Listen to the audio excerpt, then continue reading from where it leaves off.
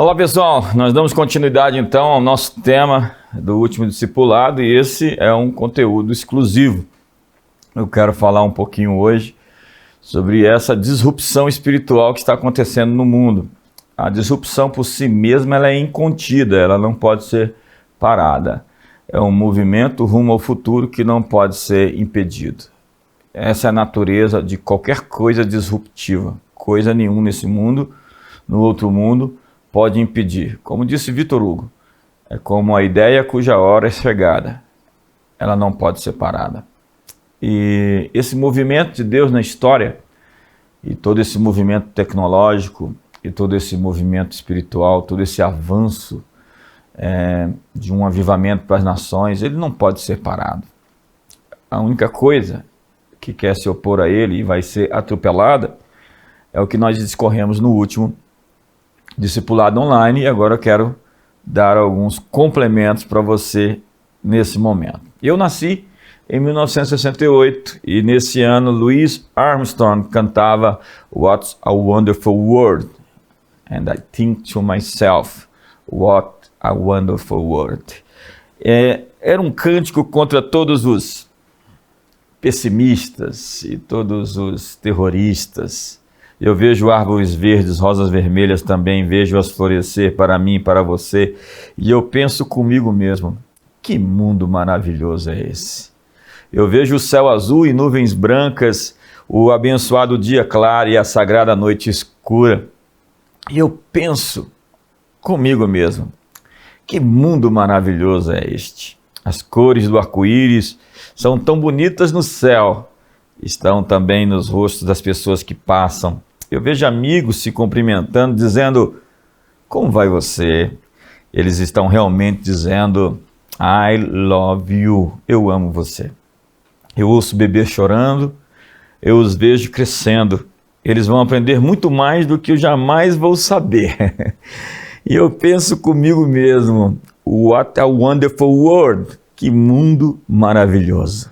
Sim, eu penso comigo mesmo, que mundo maravilhoso é este. O ambiente político e social de 1968, ano que não terminou, segundo Zuenir Ventura, eram explosivos. Estávamos no auge pela luta dos direitos civis nos Estados Unidos e Luther King, Ted Kennedy foram assassinados.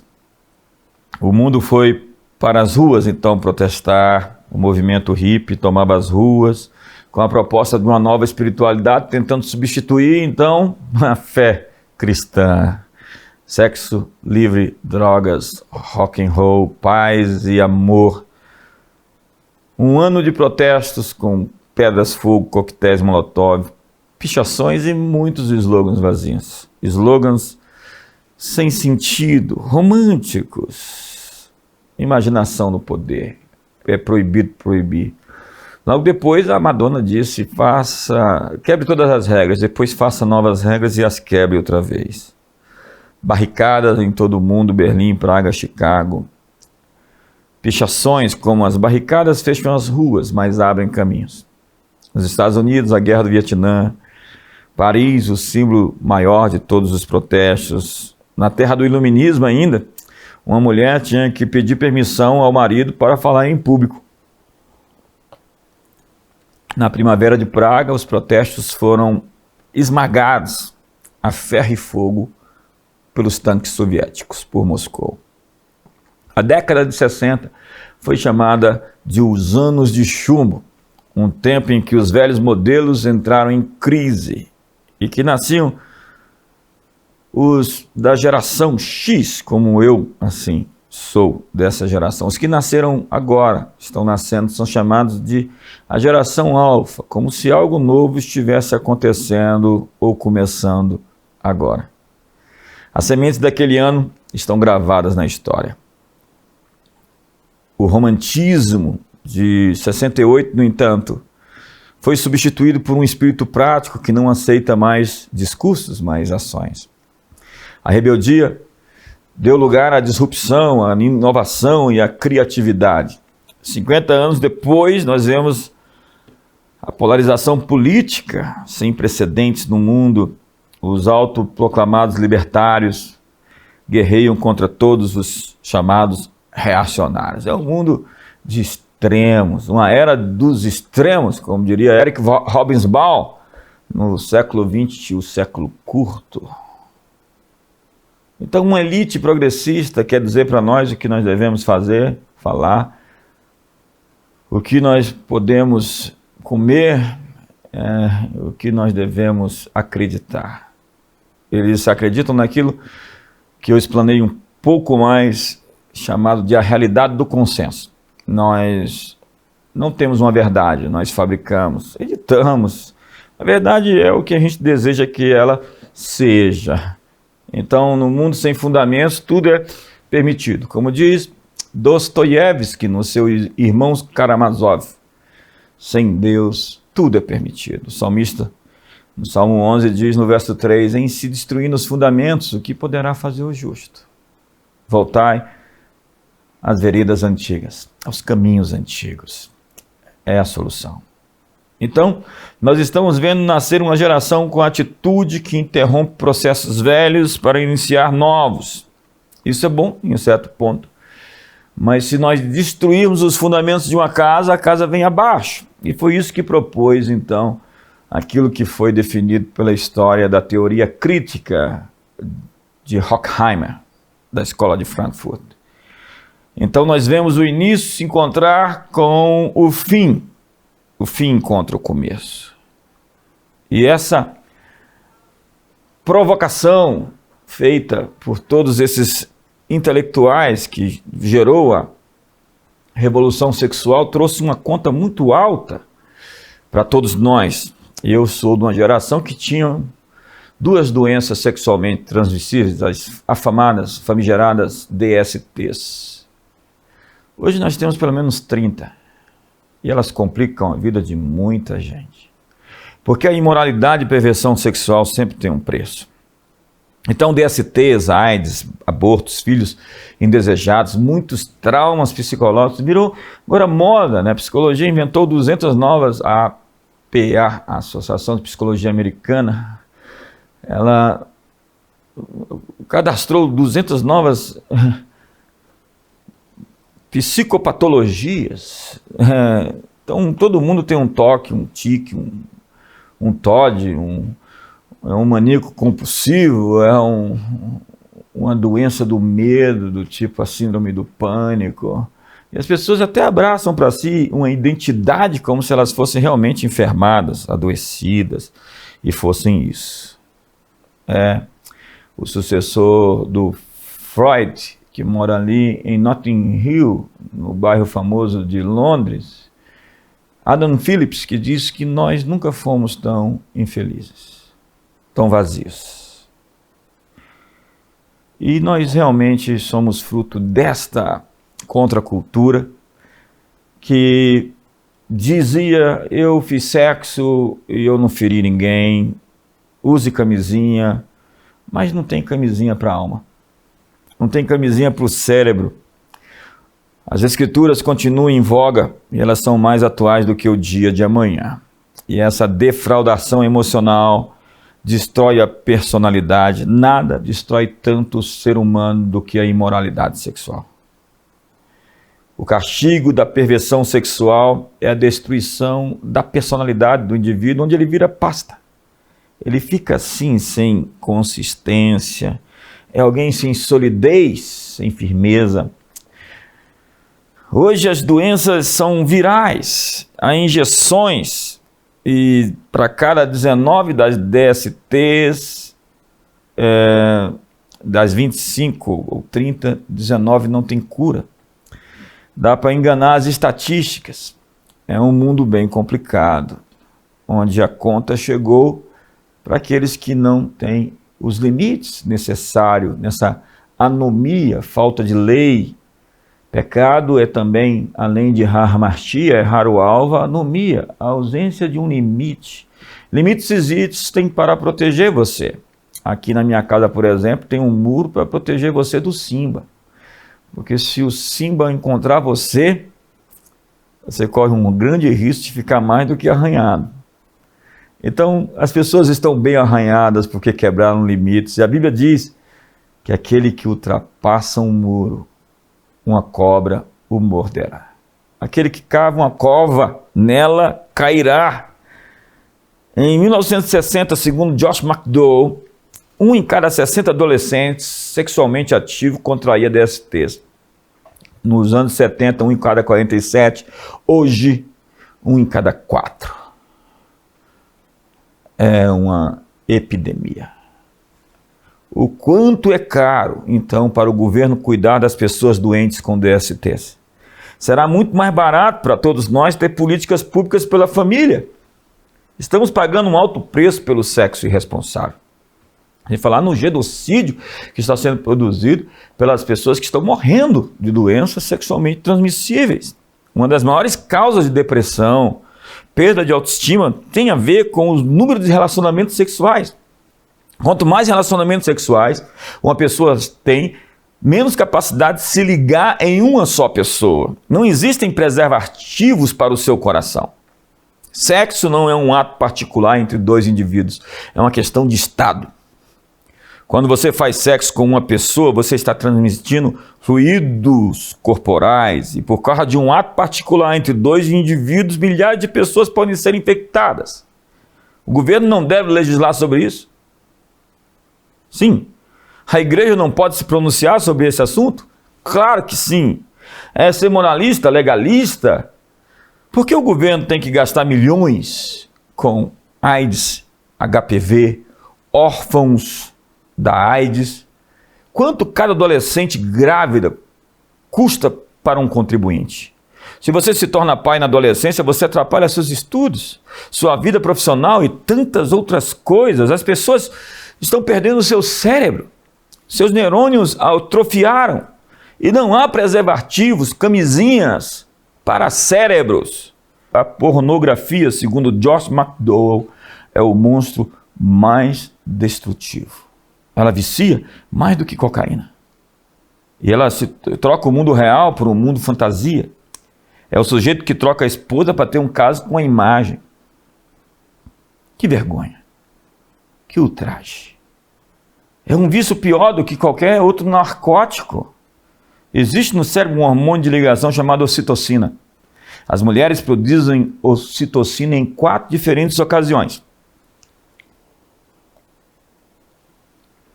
Toque ou abraço prolongado. Conecta-se os seres humanos. Orgasmo, ansiedade do parto e amamentação.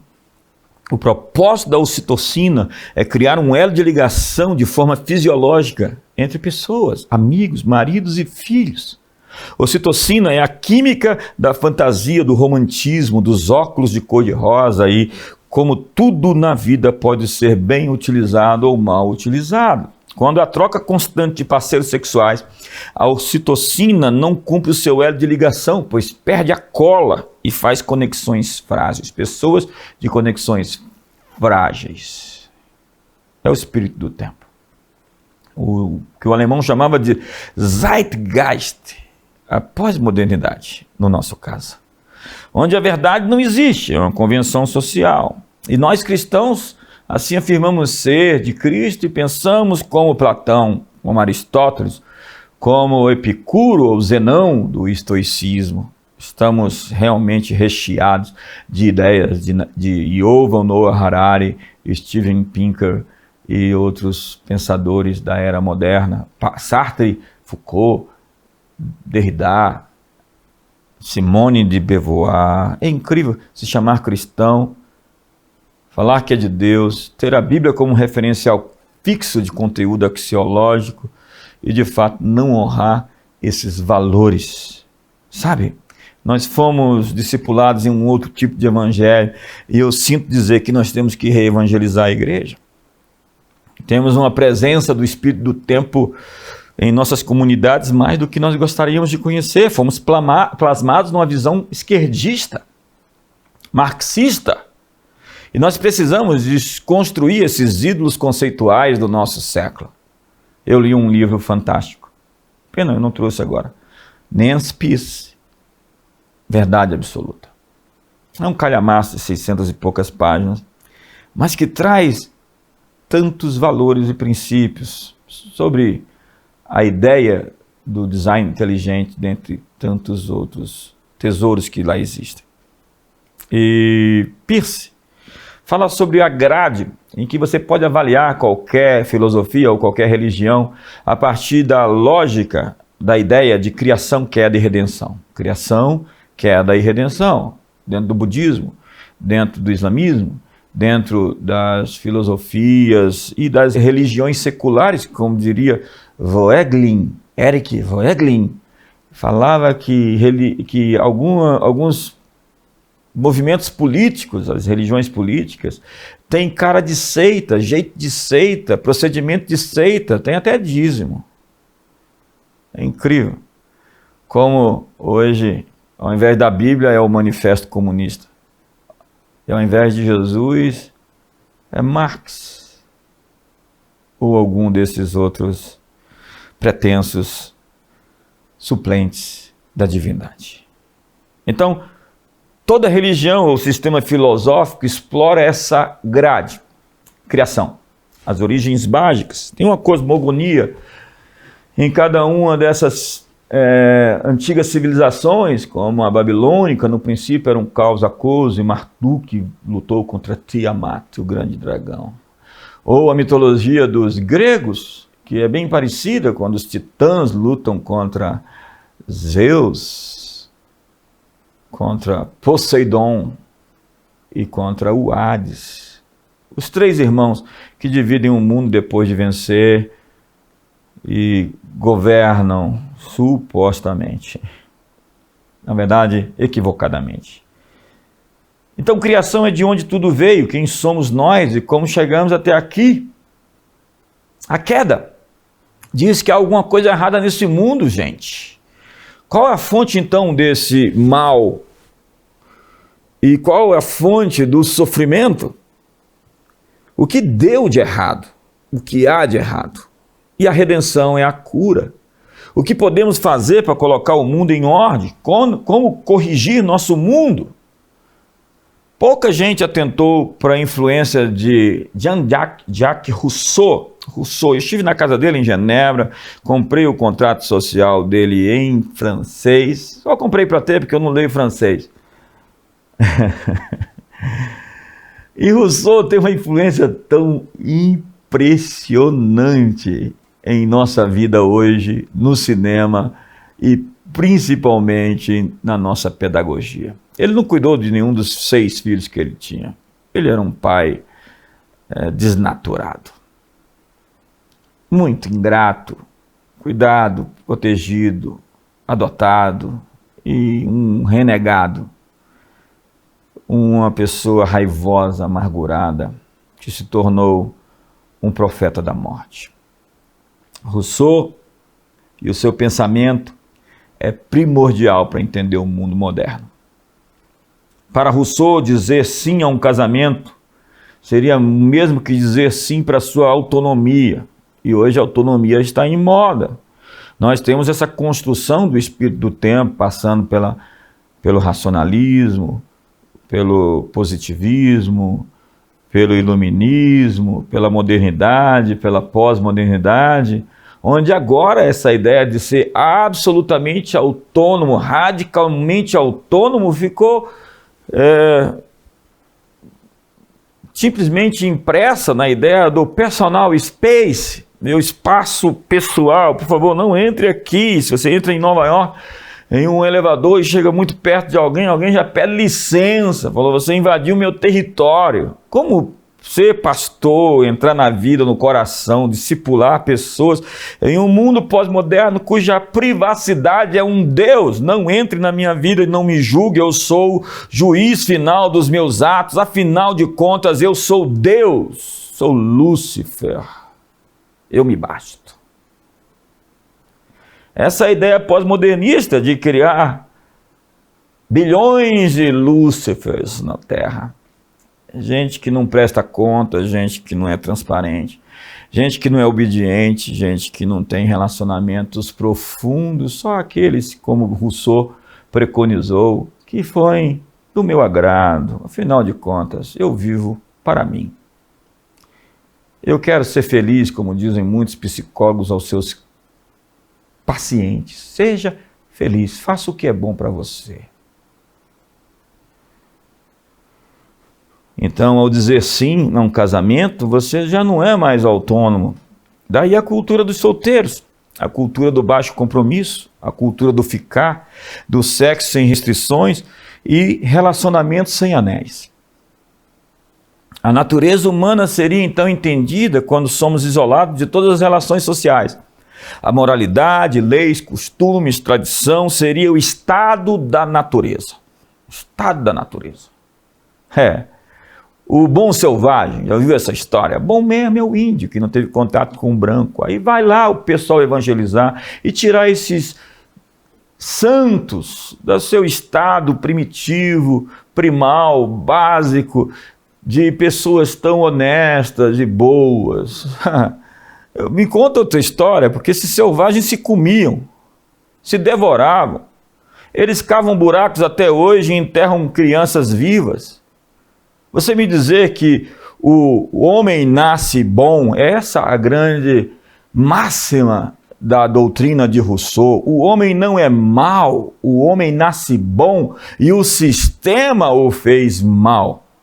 Então a culpa dos seus problemas não é você. Não existe um estado de queda, de pecado, originalmente. Você não nasceu mal, você não enfia o dedo na tomada quando é criança, nem bate no amiguinho lá na escola. Você não faz nada de ruim porque essa natureza é muito boa. Francamente, com toda essa ironia, não dá para acreditar na ideia de que pessoas deixadas por si mesmas são pessoas naturalmente boas e que não precisam realmente de nascer de novo, de uma cruz, de salvação, de transformação.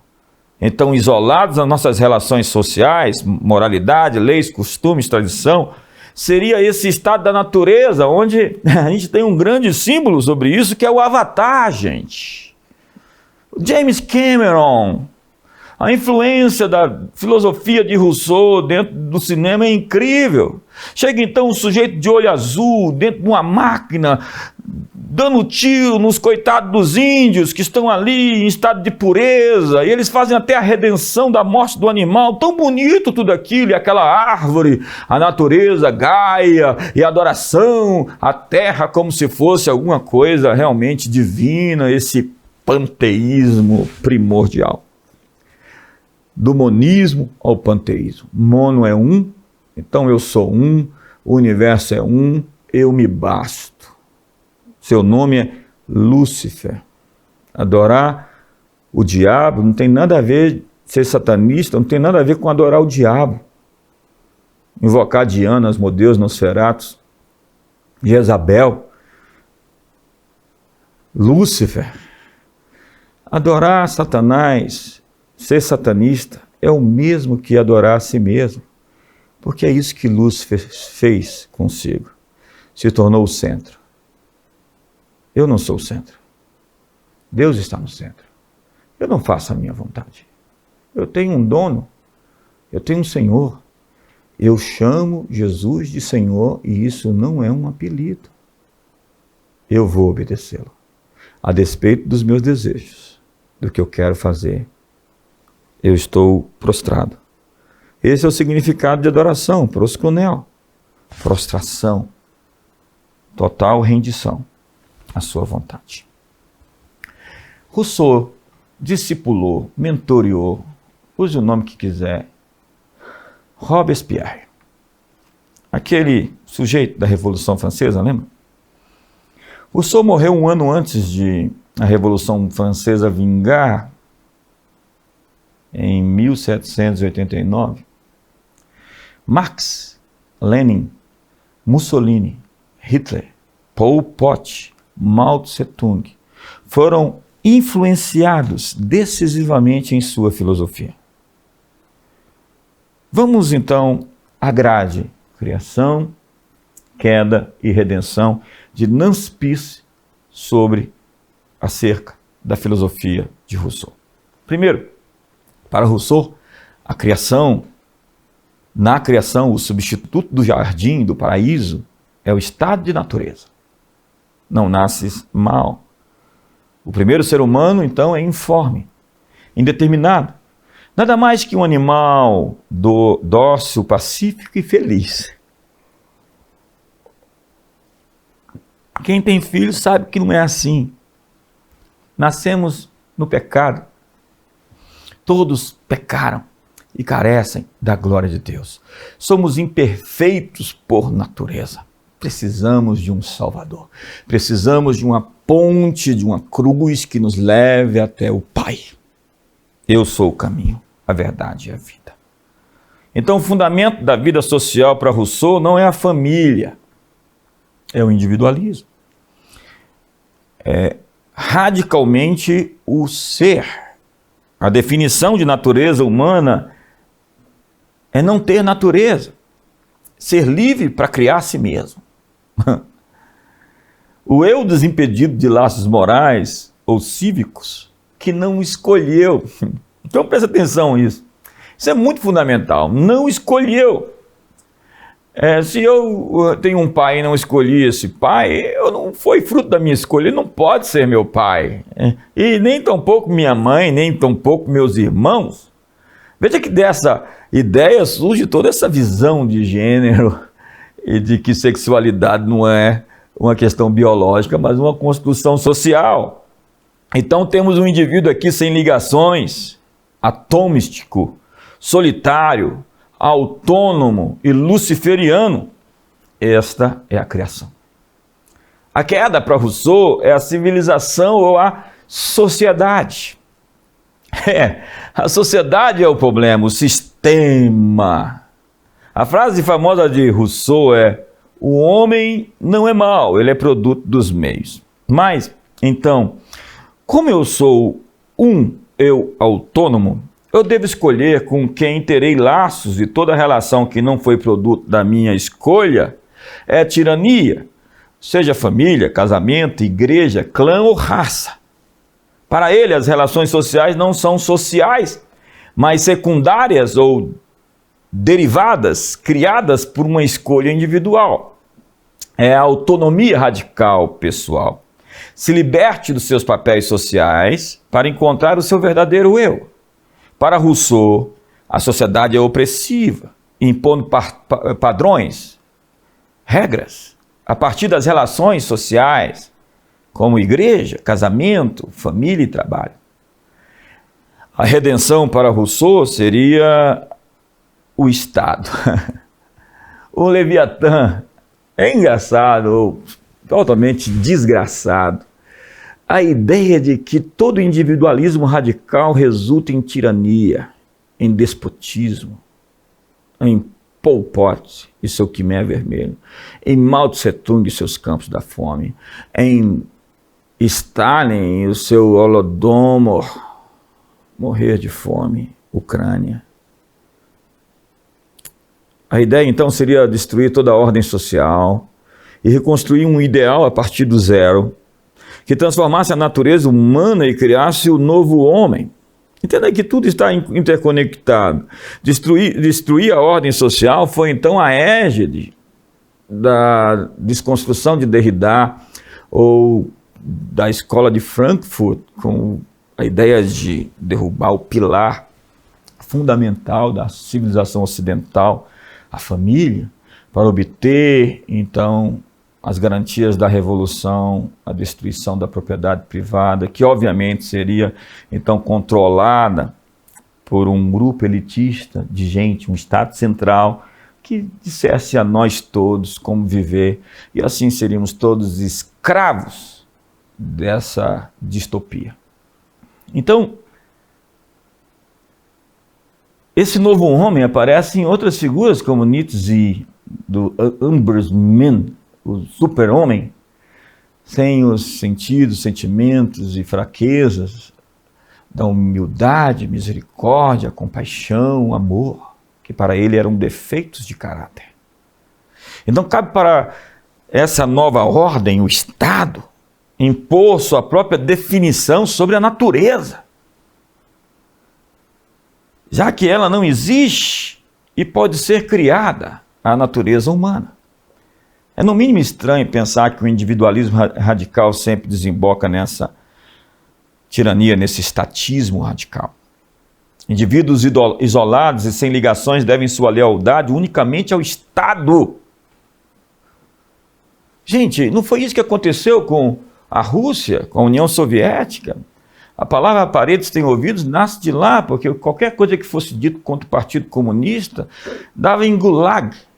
4 anos, 25 anos preso, lá na Sibéria, no gelo mais terrível. Por quê? Porque falou mal do Lenin, do Stalin, do Trotsky e todos esses homens demônios que devem ter sido recebidos pessoalmente pelo diabo quando chegaram no inferno. Incrível isso. Porque se você denunciasse seu irmão, sua mãe, seu pai, seu amigo, porque ele falou mal do Estado comunista, do Partido Comunista, você tinha uma recompensa, porque você mostrou que os seus laços com o Estado eram superiores aos seus laços familiares. Então você é o homem da revolução. Que loucura! Que inferno é esse? Crimes Ocultos é um filme que mostra a realidade do paraíso de Stalin da Rússia, então, pelos idos de 1950. Assista esse filme. Você vai ver um pouquinho do que é o inferno. Onde relações conjugais, relações familiares, não são tão poderosas como a sua relação com o czar.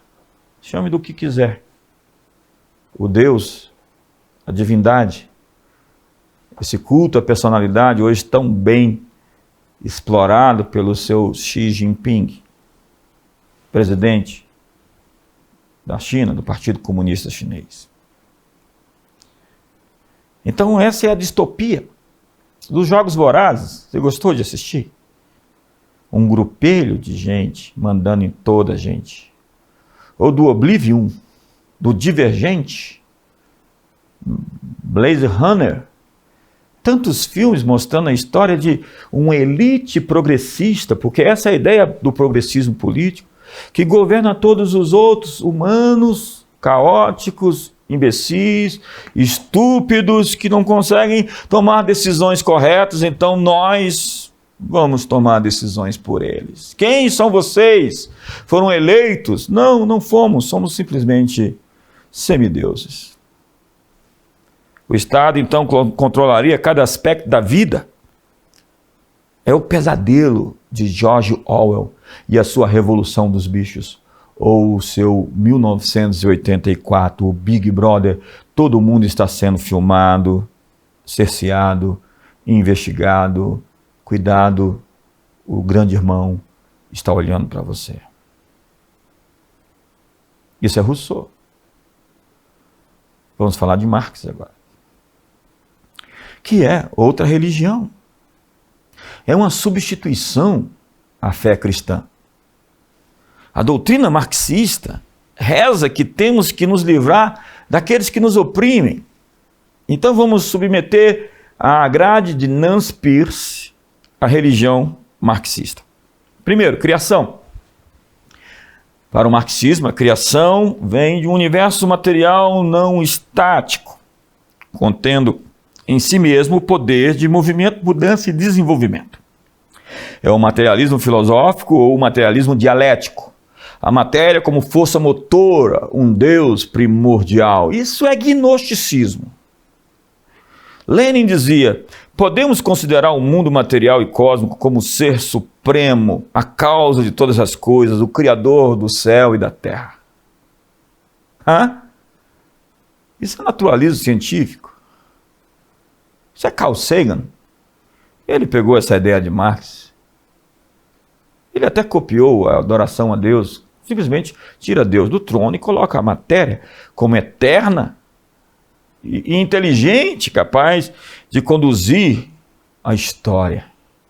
Assim, o universo é uma máquina auto-originada e auto-operante, movendo-se para a meta de uma sociedade sem classe. Esta é a criação. A queda acontece, o Éden de Marx, a era do Estado comunista primitivo, onde a humanidade cai por conta da escravidão e da tirania da propriedade privada. O demônio é a propriedade privada. E disso surgiram todos os males, a exploração e a luta de classes. Temos que acabar com a propriedade privada. O que é seu não é seu, sua terra não é sua, sua casa não é sua. É de quem? É do Estado. E o Estado vai governar como? Um grupo de pessoas vai decidir por vocês. Quem são eles? É muita estupidez junta. Você realmente acredita que um governo central é capaz de dar às pessoas o que elas precisam e enxergar todos os gaps, de maneira de dividir igualmente, tributando, taxando, tomando a economia nas mãos e fazendo a divisão em partes iguais? Essa é a utopia. Utopos. Não topos lugar. Um não lugar. A utopia. A Nova Atlântida de Bacon ou de Tommaso de Campanella, ou ainda do chanceler inglês Thomas More. A utopia. Então a redenção aconteceria mediante o proletariado, os trabalhadores de fábrica que se revoltariam em revolução contra seus opressores. Essa era a sequência natural da história. Então, a experiência russa, União Soviética, o primeiro movimento que logo depois invade, fecha então os países balcãs e toma de assalto as nações, coloca exército nas ruas e criam a cortina de ferro. Essa seria então a grande sacada em direção a um mundo comunista onde todos os outros povos descobririam a opressão dos burgueses e fariam a revolução em cada uma das suas terras. E não foi isso que aconteceu. Pelo contrário, a história mostra: o muro de Berlim cai, a União Soviética se dissolve, o capitalismo venceu o socialismo ou o comunismo. Isso, diria Francis Fukuyama, foi o fim da história. Não, não foi. Então, se o pecado original foi a aquisição de propriedade privada, a redenção seria dividir tudo entre todos. A origem suprema de tudo para Marx é a matéria autocriada, autoprodutiva. A queda acontece pela tirania e a propriedade privada. A redenção da natureza humana acontece pelas mudanças das estruturas sociais externas. O método da redenção é através da revolução. Derrubem os burgueses. Então Marx e Engels pegaram emprestada a palavra bíblica, o termo dies irae, o dia da ira, que seria o dia em que os poderosos seriam subjugados pelos trabalhadores.